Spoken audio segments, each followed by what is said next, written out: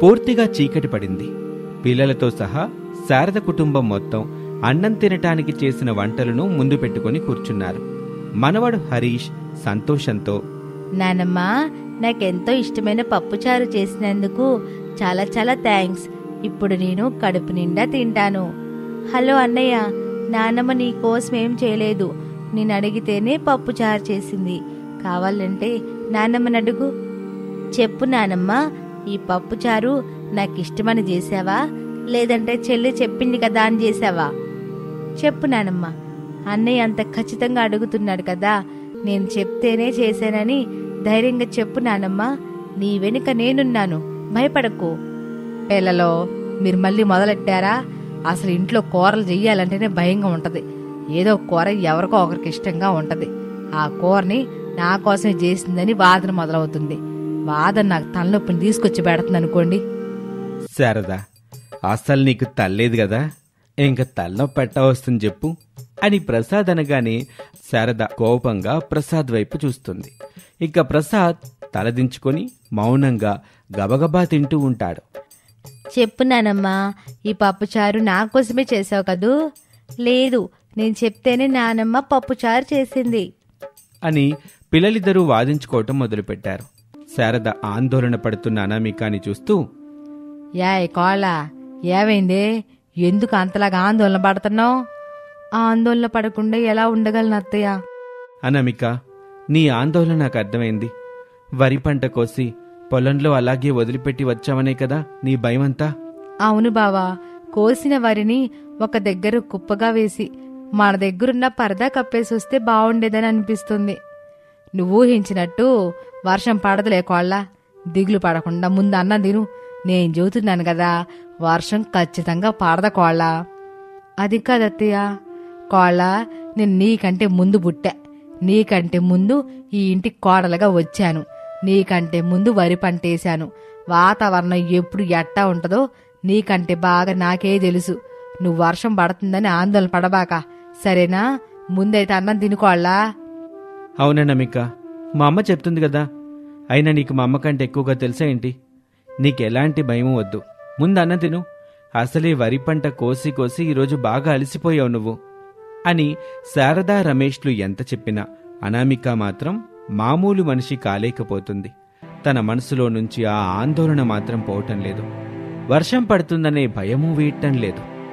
అదే ఆందోళనగా బయటకు చూస్తూ ఉంటుంది. క్షణంలో వాతావరణం మారిపోయింది. ఉరుముల మెరుపులతో ఆకాశం మాత్రమే కాదు, భూమి కూడా హడలెత్తిపోతుంది. భయంకరమైన ఈదురుగాలులు వీస్తూ ఉండటంతో శారద వాళ్ల ఇంట్లో కరెంటు పోతుంది. కోళ్ళ, ఎల్లి దీపం పెట్టు. అలాగే అత్తయ్య అని అక్కడి నుంచి అనామిక వెళ్లి దీపం పెడుతుంది. యావండి బాబు రమేషు, పిల్లలో, తినండి తినండి. ఈదురుగాలను చూస్తుంటే కరెంటు ఇంతలో వచ్చేలాగలేదు. ఎట్టాగో దీపం మేలుగుతా ఉంది కదా, ముందు అన్నం తినేయండి అని చెప్పగానే ప్రసాదు, రమేషు పిల్లలు తింటూ ఉంటారు. అనామిక గుమ్మం దగ్గర నిలబడి బయటకు చూస్తూ ఉంటుంది. అంతే, చినుకు చినుకుగా వర్షం పడ్డం మొదలైంది. అనామిక కంగారు పడుతూ ఉంటుంది. బావా, బైక్ తీ, వాన మొదలైంది. మనం గబగబా పొలం దగ్గరికి వెళ్ళి కోసిన వరి పంటని ఒక్క దగ్గర వేసి కవర్ కప్పేసి వచ్చేద్దాం అని అనామిక అనగానే రమేష్ అన్నం మీద నుంచి లేచాడు. బయట ఉన్న బైక్ తీశాడు. అనామిక బైక్ వెనకాలే కూర్చుంది. రమేష్ బైక్ని ముందుకు పోనిస్తూ ఉన్నాడు. ఊరు దాటి మట్టి రోడ్డు మీద బైక్ని రమేష్ తన పొలం వైపు పోనిస్తున్నాడు. వర్షం కుండపోతగా పడ్డం మొదలైంది. రమేషు, అనామిక వర్షంలో పూర్తిగా తడిసిపోతారు. వర్షం పడే అవకాశం ఉందని ఎంత చెప్పినా మీరెవరూ నా మాట వినిపించుకోలేదు. అత్తయ్య అయితే పట్టించుకోలేదు, పైగా హేళన కూడా చేశారు. వర్షం ఏమైనా మీ చుట్టమా? శారదా, నేను రేపు మీ ఇంటికి వస్తున్నానని చెప్పి రావడానికి. అబ్బా అనామిక, కాసేపు మాట్లాడకుండా కూర్చో. అసలే ఇది మట్టి రోడ్డు, బోరున వర్షం పడుతుంది. రోడ్డు అంతా బురదగా ఉంది. నా మీద గొంతు బాగానే లేస్తుంది. నేను చెప్పినట్టు ముందుగా జాగ్రత్త పడుంటే ఇప్పుడు మనకింత కంగారుండేది కాదు కదా అని అనామిక అంటుంటే రమేష్ ఏమీ మాట్లాడకుండా మట్టి రోడ్డు మీద బైక్ని జాగ్రత్తగా నడుపుతూ పొలం గట్టున ఉన్న చెట్టు దగ్గరికి వచ్చి బండి ఆపాడు. అనామిక పొలంలోకి వెళ్ళింది. వాన వరదలో వరి పంట కొట్టుకుపోతూ ఉంటుంది. ఆ పంటని చూస్తూ అనామిక బోరున ఏడుస్తూ ఉంటుంది. అయ్యో వానదేవుడా, మా మీద ఇంత కక్ష ఎందుకు తండ్రి? ఇంతలా మమ్మల్ని అన్యాయం చేస్తున్నావు. ఇక మేము ఎలా బ్రతుకుతాం తండ్రి? మా పిల్లల భవిష్యత్తు ఏమిటి తండ్రి? అని అంటూ బాధపడుతూ ఉంటే రమేష్ కూడా బాధగా కన్నీళ్లు పెట్టుకుంటాడు. అనామికతో, అనామిక బాధపడకు, మన తలరాతి ఇంతే అనుకొని మనసుని రాయం చేసుకోవాలి. ఏ దేవుణ్ణి నిందించినా మన ముందుకొచ్చి మన కష్టాన్ని తీరుస్తారా ఏంటి? మన కన్నీళ్ళని ఎవరూ తొడవరు, మనకు అండగా నిలబడరు అని రమేష్ అంటుంటే అనామికకి కోపం వచ్చింది. దేవుడు ఎలా ఉన్నా మన జాగ్రత్తలో మనం ఉంటే మనకింత నష్టం జరిగేది కాదు, కష్టం కూడా వచ్చేది కాదు. చేయాల్సిన తప్పంతా చేసి ఇప్పుడు నన్ను వదర్చుతున్నావా? అనామిక, ఇలా అవుతుందని నేను అనుకున్నాను చెప్పు అంటూ వర్షంలోనే తడుస్తూ వరదలో కొట్టుకుపోతున్న వరి పంటని చూస్తూ అనామికతో కలిసి ఏడుస్తూ ఉంటాడు. ఇక మరోపక్క ఇంట్లో హరీషు ప్రసాద్ మంచంలో పడుకున్నాడు. భవ్య శారద మంచంలో పడుకొని ఉంది. యావయ్యా, వర్షం జోతంటే ఇప్పుడప్పుడే తగ్గేలా లేదనిపిస్తుంది. కొడుకు కోడలు పొలం దగ్గరికి వెళ్ళారో లేదో. ఏమో శారద, ఇంత వర్షంలో మట్టి రోడ్డంతా బురద బురదగా ఉంటుంది. బైక్ జారే అవకాశం కూడా ఎక్కువగా ఉంటుంది. ఎక్కడైనా వాళ్ళు కింద పడ్డా మనం ఆశ్చర్యపడక్కర్లేదు ఒకసారి కొడుక్కి ఫోన్ చెయ్యండి అని చెప్పగానే ప్రసాద్ సెల్ ఫోన్ తీసి రమేష్కి ఫోన్ చేస్తూ ఉంటాడు. ఫోన్ లైన్ కలవదు. కొడుక్కి ఫోన్ కలవటం లేదు శారదా. ఏదైనా సరే కోడలు చెప్పినప్పుడు నువ్వు కొడుకు విని జాగ్రత్త పడితే ఇప్పుడు మనకి కంగారుండేది కాదు కదా. వర్షం ఎట్టా పడుతుందని నేనేమైనా కలగన్నానా? చెప్పండి. కలగనలేదులే శారదా, కోడలు చెప్పింది కూడా అర్థం చేసుకుంటే అయిపోయేది కదా అని శారదా ప్రసాదులు ఇద్దరూ వాదించుకుంటూ ఉంటారు. ఇక కాసేపటికి వర్షంలో పూర్తిగా తడిసిపోయిన రమేషు అనామికాలు ఇంటికొచ్చారు. వాళ్ళని చూసి శారద దంపతులు ఏమీ మాట్లాడలేదు. అలా ఆ రోజు రాత్రి గడిచిపోయింది. ఒకరోజున అనామిక, అత్తయ్య, నేను గ్రామ పంచాయతీ ఆఫీస్ వరకు వెళ్ళొస్తాను. ఎందుకు కోళ్ళా? అకాల వర్షం చేసిన నష్టానికి ప్రభుత్వం నష్టపరిహారం ఇస్తుందంట కదా. నేను వెళ్ళి మన వివరాలు ఇచ్చేసి వస్తాను అత్తయ్య. ఇచ్చినా పెద్దగా లాభం ఉండదులే కోళ్ళ. నా మాట విని కూలీ పనికి వెళ్ళడం మంచిది. చీకటి పడే వేళకి డబ్బులు వస్తాయి. అదే అక్కడికి పోయి లైన్లో నిలబడితే కాళ్ళ నొప్పులు రావడం తప్ప ఎట్టాంటి నష్టపరిహారం రాదు కోళ్ళ. ప్రయత్నం చేయడంలో తప్పులేదు కదా అత్తయ్య. ఇక నీ ఇష్టం కోళ్ళ. నేనైతే చెప్పాల్సింది చెప్పా. ఆ తర్వాత నువ్వే ఎందుకు వచ్చానా ఇక్కడికని బాధపడతా ఉంటావు. వివరాలు ఇవ్వడంలో తప్పైతే ఏమీ లేదు కదా అత్తయ్య. లేదు కోళ్ళ, మన అదృష్టం బాగుంటే మనకి నష్టపరిహారం వస్తుంది. లేదంటే ఏ డబ్బులు రావు. అప్పుడు మళ్ళీ బాధపడ్డం నేను చూడలేను కోళ్ళ అని శారద అంటుండగా తెలిసిన కమల అనామిక దగ్గరికొచ్చింది.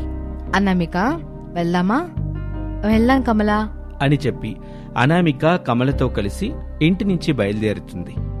గ్రామ పంచాయతీ ఆఫీస్ దగ్గరికి చేరుకుంటారు వాళ్ళిద్దరూ. అక్కడ ఒక అధికారి ఉంటారు. వాళ్ళని చూసి ఆ అధికారి, వివరాలు చెప్పండమ్మా అని అడగగానే కమల తన వివరాలు చెప్తుంది. ఆ అధికారి రాసుకుంటూ ఉంటాడు. ఆ తర్వాత అనామిక కూడా వివరాలు చెప్తూ ఉంటుంది.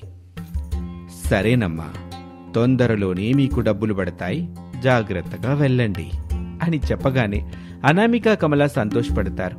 అక్కడ్నుంచి కూలి పనికి వెళ్ళిపోతారు. అలాగే రోజులు గడుస్తూ ఉంటాయి. పంట నష్టపరిహారం కోసం అనామిక తిరుగుతూ ఆ అధికారి చుట్టూ ఎప్పుడూ తిరుగుతూ ఉంటుంది.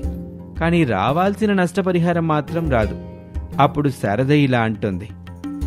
నేను చెప్పాను కదా కోళ్ళ, ఎంత ప్రయత్నం చేసినా పంట నష్టపరిహారం రాదని అని మళ్లీ హేళన చేయటం మొదలు పెడుతుంది. అనామిక ఏమీ మాట్లాడకుండా అక్కడి నుంచి వెళ్ళిపోతుంది. మరికొన్ని రోజులు గడిచిన తర్వాత కమల సంతోషపడుతూ అనామిక దగ్గరికి వచ్చింది. అనామిక, పంట నష్టపరిహారం వచ్చింది, నీకొచ్చిందా అని చెప్తుంది. ఆ మాట విని అనామిక కూడా సంతోషపడుతూ కమలతో ఇలా అంటుంది. అవును కమల, నాకు కూడా పంట నష్టపరిహారం డబ్బులు వచ్చాయి అని చెప్తుంది. అనామిక మళ్లీ ఆ డబ్బులతో ఈసారి తగిన జాగ్రత్తలు తీసుకుని పంట వేస్తోంది. అత్తగారు శారద కోడలు అనామికని మెచ్చుకుంటుంది. ఇక నుంచి కోడలు చెప్పినట్టు చేస్తూ ఉంటుంది శారద. కోడలి మీద నమ్మకం కుదురుతుంది శారదకి. ఇంతకుముందు కోడలి మాట వినకుండా పంట మొత్తం వరదకి నష్టపోయేలా చేసుకున్నారు. కానీ ఈసారి నుంచి అనామిక చెప్పిన ప్రతి మాట వింటూ సంతోషంగా జీవిస్తూ ఉంటారు. ఇది ఇవాల్టి స్టోరీ. మరొక ఆసక్తికర కథలో మళ్ళీ కలుద్దాం. అంతవరకు సెలవు. నమస్తే. ఊరంతా తిరుగుతూ కోడలు అనామిక తోపుడు బండి మీదున్న కూరగాయలను అమ్ముతూ ఉంటుంది. కూరగాయలు కావాల్సిన వాళ్ళు అనామిక దగ్గర, తాజా కూరగాయలు ఉంటాయనుకున్న వాళ్ళు అనామిక కూరగాయల బండి దగ్గరికి వచ్చి కూరగాయలు తీసుకుంటూ ఉంటారు. అనామికకి బాగా తెలిసిన కమల మాత్రం చాలా రోజులకి అనామికాని కలిసింది. అనామిక సంతోషపడుతూ, కమలా, ఇన్ని రోజులు ఏమైపోయావు? ఎక్కడికి వెళ్ళావు? నా కథ చాలా పెద్దదిలే అనామిక. చెప్పుకుంటూ కూర్చుంటే నువ్వు ఇక్కడే ఉంటావు. నీ కూరగాయల వ్యాపారం కాస్త దెబ్బతింటది. అందుకని మరెప్పుడైనా మాట్లాడుకుందాం, సరేనా? అలాగే కమలా, ఇప్పుడు మాత్రం ఏ కూరగాయలు ఇవ్వాలో చెప్పు. ఒక్కటని కాదు గాని అన్ని రకాల కూరగాయలు కిలో చొప్పున రేపు ఉదయం తీసుకొచ్చి ఇంట్లో ఇచ్చే. అలాగే కమలా అని అనామిక చెప్పగానే కమల డబ్బులు తీసి అనామికకిస్తుంది. ఇప్పుడే వద్దులే కమలా, రేపు కూరగాయలు తీసుకుని ఇంటికొస్తాను కదా, అప్పుడివ్వు. అప్పుడే నాకు సంతోషంగా ఉంటుంది. నేను కమలకి కూరగాయలు ఇచ్చాను, తను నాకు డబ్బులిచ్చిందనే భావన కలుగుతుంది. నీ ఇష్టం అనామిక. అది సరే అనామిక, మీ అత్తయ్యలో ఏమైనా మార్పు వచ్చిందా? ఇంకా అలాగే నిన్ను తిడతా ఉందా? అని కమల అడగ్గానే అనామిక సమాధానం చెప్పకుండా చిన్నగా నవ్వుకొని, రేపు కూరగాయలతో కలుస్తానులే కమలా అని చెప్పి అక్కడి నుండి తన కూరగాయల బండిని ముందుకు తోసుకుంటూ వెళ్ళిపోతుంది. ఇంటి బయట మంచంలో శారద కూర్చుని ఉంటుంది. హరీషు, రే మనవడా, ఇటారా అని తన మనవడు హరీష్ని పిలిచింది. హరీషు శారద దగ్గరికి వచ్చాడు. ఏంటి నానమ్మ, ఎందుకు పిలిచావు? మీ అమ్మ వచ్చిందా? ఇంకా రాలేదు నానమ్మ. ఇప్పుడప్పుడే రాదు, నాకు తెలుసు. ఇంటికొస్తే నాకు సేవలు చెయ్యాలి కదా, అందుకే రాదు. ఏమైనా అంటే చాలు, కూరగాయలు అమ్ముడు పోలేదు అత్తయ్య అని ఒక అబద్ధం చెప్పుద్ది. కూరగాయల బండిని చెట్టు కింద పెట్టుకుని చల్లని గాలి కూర్చుంటది. మా అమ్మ అలా ఏం చేయదు నానమ్మ. అవును నానమ్మ, ఎప్పుడు చూడు మా మమ్మీని ఎందుకలా తిడతా ఉంటావు? నీకు కూడా కాళ్ళు చేతులన్నీ బాగున్నాయి కదా, నీ పనులు నువ్వు చేసుకోవచ్చు కదా అని హరీష్ అనగానే శారదకి కోపం వచ్చింది. కోపంగా హరీష్ని చూస్తూ ఇలా అంటుంది. నాకు తెలుసురా మనవడా, ఇట్టా మాట్లాడమని మీ అమ్మ నీకు నేర్పిస్తుంది కదా. లేదు నానమ్మ, నాకు మా అమ్మ ఏమీ చెప్పలేదు. రోజు చూస్తున్నాను కదా, 7 గంటలకు లేస్తావు. అమ్మ అప్పటికే వంట చేసేసి కూరగాయల బండి తీసుకొని వెళ్ళిపోతుంది. లేచి వేసుకొని తినడానికి కూడా నీకు బద్ధకంగా ఉంటుంది అని హరీష్ అనగానే శారదకి ఎక్కడా లేని కోపం వచ్చింది. హరీష్ చెంప మీద కొట్టింది. అంతే, హరీష్ ఏడుస్తూ ఉంటాడు. ఇంట్లోని కిచెన్లో ఉన్న శారద భర్త ప్రసాద్ కంగారు పడుతూ బయటకొచ్చాడు. హరీష్ ఏడుస్తూ కనిపించాడు. ప్రసాద్కి కోపం వచ్చింది. మనవడా, నువ్వింట్లోకెళ్ళి మీ చెల్లితో ఆడుకోపో. నేను నానమ్మకి కావాల్సినవి ఇచ్చేసొచ్చి నీకు చెల్లికి టిఫిన్ పెడతాను అని ప్రసాద్ ఓదార్పుగా అనగానే హరీష్ ఏడుస్తూ, ఇంకోసారి నువ్వు పిలిస్తే నిన్ను రానే రాను చూడు. కూరగాయలు అమ్ముకొని మా అమ్మ ఇంటికి వచ్చింది కదా, అప్పుడు చెప్తా మా అమ్మకి నీ సంగతి అని హరీషు ఇంట్లోకి వెళ్తాడు. ప్రసాద్ కోపంగా చూస్తూ, శారదా, నువ్వేం చేస్తున్నావో నీకు అర్థమవుతుందా?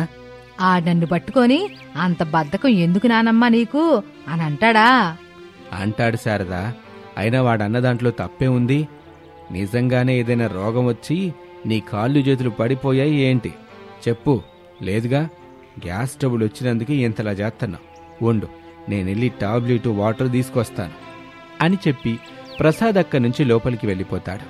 మంచంలో కూర్చున్న శారద మాత్రం కోపంగా తన కోడలు అనామికాని తిడుతూ ఉండగా తన భర్త ప్రసాదు టాబ్లెట్ వాటర్ బాటిల్ తీసుకుని వచ్చాడు. మీరు తీసుకొచ్చారు, ఇంకా కోడల మహారాణి గారి ఇంటికి రాలేదా? రాలేదు శారదా. అయినా ఎవరిస్తే ఏముందిలే గాని సమయానికి టాబ్లెట్ వేసుకోవాలి. నువ్వు వేళకి అన్నం తినాలి. అంటే ఇప్పుడు అన్నం కూడా తమరే వేసుకొని వస్తారా? తీసుకొస్తాను, తప్పే ఉంది. అయినా నేను చేస్తుంది నా భార్యకే కదా. కాళ్ళు ఏం చేసినా మీకు తప్పు కాదు, తప్పుగానే అనిపించదు. అత్తయ్య అనే గౌరవం కూడా నాకు ఇవ్వట్లేదు, మావయ్య అనే మర్యాద తమరకే ఇవ్వట్లేదు. ఇదంతా తమర కంటికి కనిపించదు కదా. ఏమైనా అంటే మాత్రం నేనే దోషినవుతున్నాను. ఒక రోజున కోడలతో కలిసి వెళ్ళు శారదా. కోడలు ఎంత కష్టపడుతుందో, కూరగాయలు ఎంత కష్టపడి అమ్ముతుందో అప్పుడు నీకు అర్థమవుద్ది. వెళ్తానండి, వెళ్తా. ఎందుకు వెళ్ళను? కూరగాయలు అమ్మడం కూడా కొత్తేనా గొప్పేనా? ఎప్పుడు వెళ్ళడం ఎందుకు? రేపే వెళ్తా. అంతలా కోడలు కష్టపడతా కూరగాయలు ఎట్టా అమ్ముతుందో నేను చూస్తానుగా. సరే గాని ఇప్పుడు నువ్వు పూరీ తింటావా, ఇంకేమైనా తింటావా ఏదో ఒక టిఫిన్ తీసుకొచ్చి నా మొఖాన కొట్టండి అని చెప్పగానే ప్రసాద్ ఏమీ మాట్లాడకుండా మౌనంగా అక్కడి నుంచి వెళ్ళిపోతాడు. ఇంతలో అనామిక అతి నీరసంగా ఖాళీ తోపుడు బండిని తోసుకుంటూ ఇంటికొచ్చింది. సరిగ్గా అప్పుడే ప్రసాదు టిఫిన్ తీసుకొచ్చి శారద ముఖం మీద పెట్టాడు. ప్లేట్లో ఉన్న చట్నీ ముఖం మీద కళ్ళల్లో పడి మండుతూ ఉంటుంది శారదకి. అప్పుడు శారద బాధపడుతూ ఇలా అంటుంది. అయ్యో మంట, వామ్మో మంట. టిఫిన్ పెట్టమంటే నా కోడల ముఖం మీద కారం చట్నీ కొట్టింది. ఎవరైనా ఉన్నారా? ఈ ఘోరం చూడండి, దారుణం చూడండి, దారుణాలు చూడండి అని గట్టిగా అరుస్తూ ఉంటుంది. వెంటనే ప్రసాదు వాటర్ కొడతాడు. అయిష్టంగా ఇలా అంటాడు. అమ్మా కోళ్ళ, సాయంత్రం నీతో పాటు మీ అత్తగారు కూడా వస్తారంట. ఎందుకు మామయ్య? ఎందుకే ఉంది, నువ్వు సుఖంగా చెట్టు కింద కూర్చుని కూరగాయలు అమ్ముతున్నావని తమ అత్తగారు అనుకుంటున్నారు. ఆ సుఖం ఎట్టా ఉంటుందో చూడాలని ఆశపడుతుంది. అందుకని సాయంత్రం నువ్వు కూరగాయలు అమ్మడానికి వెళ్ళేటప్పుడు శారదను కూడా తీసుకెళ్ళు, సరేనా? అలాగే మామయ్య అని చెప్పగానే ప్రసాద్ లోపలికి వెళ్ళిపోతాడు. అనామిక శారద దగ్గరికి వచ్చింది. అత్తయ్య, తినక ముందు వేసుకునే టాబ్లెట్ ఒకటి ఉంటుంది కదా, అది వేసుకున్నారా? నీకెందుకు కోళ్ళ, నువ్వెళ్ళి ఆ కూరగాయలేదు అమ్ముకోపో. అలా అంటే ఎలా అత్తయ్య? ఆయన సంపాదనకి తోడుగా ఉండాలనే కదా నేను ఈ కూరగాయలు అమ్ముతున్నది అని అనామిక చెబుతూ ఉండగా అచ్చులు పడిన చెంపతో హరీష్ వచ్చాడు అనామిక దగ్గరికి. ఆ అచ్చుల్ని చూపించి బాధపడుతూ ఇలా అంటాడు. మమ్మీ, నానమ్మ చూడు ఎలా కొట్టిందో అని చెప్పగానే అనామిక హరీష్ చెంపని చూసింది. ఎర్రగా కమిలి ఉంది. చేతివేళ్ల అచ్చులు పడ్డాయి. అనామిక బాధగా కన్నీళ్లు పెట్టుకుంటూ ఇలా అంటుంది. చిన్న పిల్లాన్ని పట్టుకొని ఇంతలా కొట్టడానికి మీకు చేతులు ఎలా వచ్చాయి అత్తయ్య? అయినా ఇంతలా కొట్టాల్సిన తప్పు నా కొడుకు ఏం చేశాడు? నన్ను పట్టుకొని బద్దకసురాలని అన్నాడు వాడు, అందుకే కొట్టాను. నిజమే కదా హరీష్ అన్నది, బద్దకం ఉందని అంటే ఇంతలా కొడతారా అని అనామిక అంటుండగా కూతురు భవ్య కూడా వచ్చింది. మమ్మీ, నువ్వు కూరగాయల బండి తీసుకొని వెళ్ళగానే నిన్ను తిట్టడం మొదలు పెడుతుంది. ఏ పని చేయలేదని, ఏ పని చేయదని మమ్మల్ని పిలుస్తుంది. మేమేమైనా మాట్లాడితే మమ్మల్ని కూడా కొడుతుంది మమ్మీ. మొన్న కూడా అలాగే కొట్టింది. తాతయ్య వద్దంటేనే నేను నీకు చెప్పలేదు. నువ్వెప్పుడు కూరగాయలు అమ్మడానికి వెళ్ళినా అప్పుడు మమ్మల్ని కూడా తీసుకెళ్ళు మమ్మీ. నేను చెల్లి ఇంట్లో ఉండలేము అని పిల్లలు చెప్పగానే అనామిక ఏమీ మాట్లాడకుండా పిల్లల్ని తీసుకుని లోపలికి వెళ్తుంది. అలా సమయం గడిచిపోతూ ఉంటుంది. అనామిక పిల్లలకి నవ్విస్తూ ఇద్దరికీ అన్నం తినిపిస్తూ ఉంటుంది. ఆ రోజు సాయంత్రం పిల్లల్ని తీసుకొని అనామిక కూరగాయలు అమ్మటానికి వెళ్తూ ఉంటుంది. అలా కొంచెం దూరం వెళ్ళగానే ఉరుములు మెరుపులతో కూడిన భారీ వర్షం మొదలైంది. పిల్లలిద్దరూ భయపడుతూ ఉంటారు. అమ్మా, మెరుపుల్ని ఉరుముల్ని చూస్తుంటే భయం వేస్తుందమ్మా. అవును మమ్మీ, ఇప్పుడు ఏం చేద్దాం? భయపడకండి పిల్లలు, నేనున్నాను కదా. ఉన్నట్టుండి ఇలా సడన్గా వర్షం పడుతుంది. ఇప్పుడు ఇంటికి వెళ్ళలేం కదా, ఇంటికి వెళ్ళేలోపు పూర్తిగా తడిసిపోతాం. అలాగని ఇలా వర్షంలో తడుస్తూ ఇక్కడ ఉండలేం కదా అని అంటూ ఉండగా ఆ వర్షం కాస్త వరదలా మారింది. తోపుడు బండి కింద నుంచి వరద వెళ్ళటం అనామిక చూస్తుంది. అప్పుడే అనామికకి ఒక ఆలోచన వచ్చింది. పిల్లలు, మనం బండి కింద ఉందాం పదండి. అప్పుడు మనం తడవలేం. ఎంత వర్షం వచ్చినా కూడా ఏమీ కాదు. ఉరుములు మెరుపులు వచ్చినా ఏం కాదు. పదండి పిల్లలు. మమ్మీ, బండి కిందికి వరద వస్తుంది కదా, అక్కడ కూడా ఉండలేము. తోపుడు బండిని ఎత్తుగా ఉన్న చోట్లో పెడతాను బాబు, అప్పుడు మన బట్టలు కూడా తడవవు అని చెప్పి అనామిక తోపుడు బండిని తీసుకెళ్లి కొంచెం ముందుకి ఎత్తుగా ఉండే చోట పెడుతుంది. పిల్లలు, ఇప్పుడు బండి కింద నేను వెళ్తున్నాను, మీరు కూడా నాతో పాటు రండి అని చెప్పి అనామిక ముందుగా ఆ బండి కిందకు వెళ్తుంది. బాబు హరీష్, అమ్మ భవ్య, కిందికి వచ్చేయండి పిల్లలు, ఇక్కడ వర్షం రావట్లేదు అని అనామిక చెప్పగానే హరీషు భవ్యలిద్దరూ తోపుడు బండి కిందకు వెళ్తారు. వర్షం చినుకు కూడా వాళ్ళ మీద పడదు. పిల్లలు భయపడకుండా ధైర్యంగా ఉండేలా అనామిక వాళ్ళతో మాట్లాడుతూ వాళ్ళని ఆనందపరచటానికి చిన్న చిన్న కథలు చెప్తూ ఉంటుంది. హరీషు, భవ్య కూడా సంతోషపడుతూ నవ్వుతూ ఉంటారు. అలా వర్షంలో తడవకుండా తనని తాను, తన పిల్లల్ని కాపాడుకుంటుంది అనామిక. ఈ విధంగా వర్షంలోనే కూరగాయలు అమ్ముతూ పిల్లల్ని, కుటుంబాన్ని పోషించుకుంటూ ఉంటుంది. ఇది ఇవాల్టి కథ. మరొక ఆసక్తికర కథలో మళ్ళీ కలుద్దాం. అంతవరకు సెలవు. నమస్తే.